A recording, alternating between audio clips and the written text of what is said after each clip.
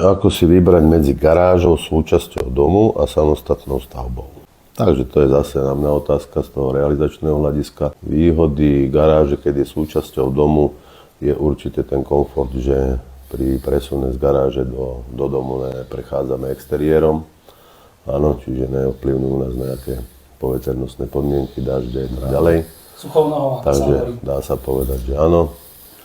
A teda myslím, že jediná taká nevýhoda, čo je možno, že ozaj v tej garáži vznikajú nejaké tie spaliny z toho auta. Ako tam nahriate sa zaparkuje a tým pádom, keď máme spojenú garáž priamo s interiérom, napríklad do vstupnej chodby alebo tak určite nejaký ten pach z tej garáže nám vojde, keď to otvoríme dvere.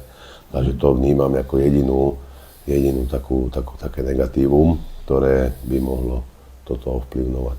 Väčšinou 90%, čo máme realizácií za sebou, tak bola garáž súčasťou práve domu, že aby tí ľudia mali ten komfort spojený.